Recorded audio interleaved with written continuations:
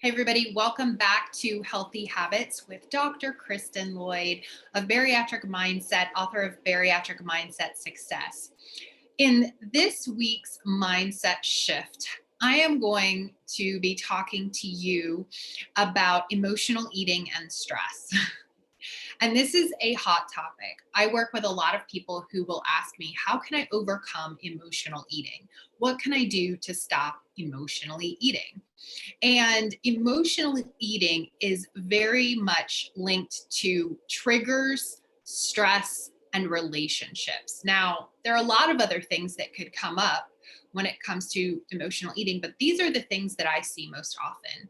And in order to pivot, in order to stop emotionally eating, it sounds probably more simple than you would think, but it's to feel your feelings. And this can be scary for somebody who's been stuffing their feelings for a very long time. And so the first thing is to be aware of what your triggers are. What is actually triggering you to emotionally eat? This is going to help you to set up and put a plan in place to end emotional eating. So it needs to be a practice of knowing and understanding what those triggers are. Number two, it's important to know what is stressing you, and that could be linked to triggers, but not necessarily.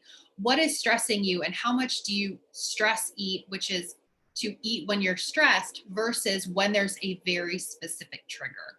And if you're somebody who's a stress eater, then you would need an alternative activity to help you to work through the stress, to work through the emotion, to work through what's going on in your mind and in your body rather than emotionally eat. Again, it's easier said than done, and it's a practice to be cultivated.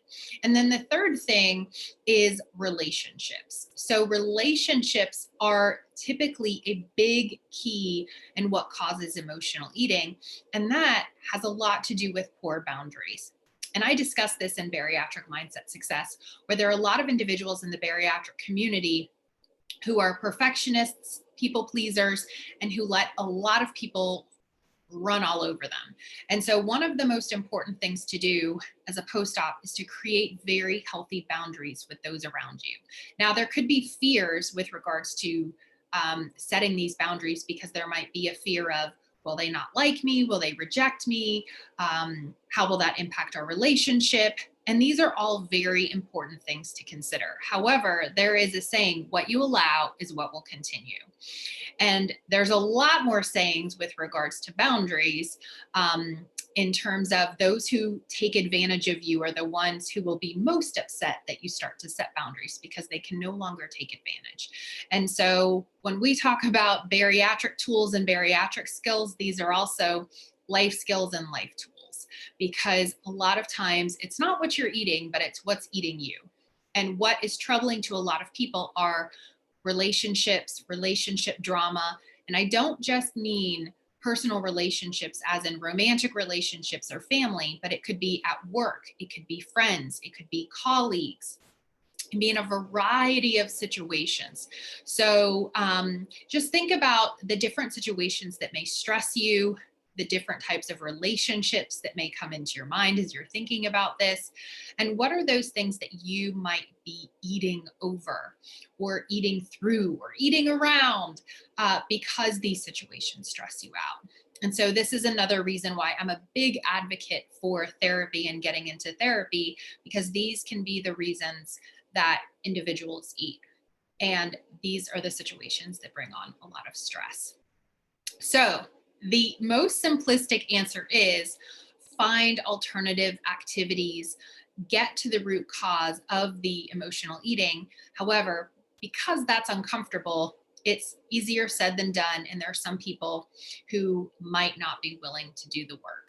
So, for today, I want you guys to think about what are the most triggering situations, what are the stressors that might be causing emotional eating. What, if anything, can you do about those situations? And then when it comes to emotional eating, what might be the steps for you to feel your feelings? Or maybe it's getting into therapy or working with your therapist on the emotional urges and shifting away from food and towards alternate activities that would support you so that you're not emotionally eating. And this is going to help you for the long term. It's going to help your relationship with food, and it's going to positively impact your relationship with self because it's going to help you to build self trust around food. So I hope this helps you today, creating healthy habits in your mind and in your body. Thanks for watching. I'm Dr. Kristen Lloyd with Bariatric Mindset. See you next time.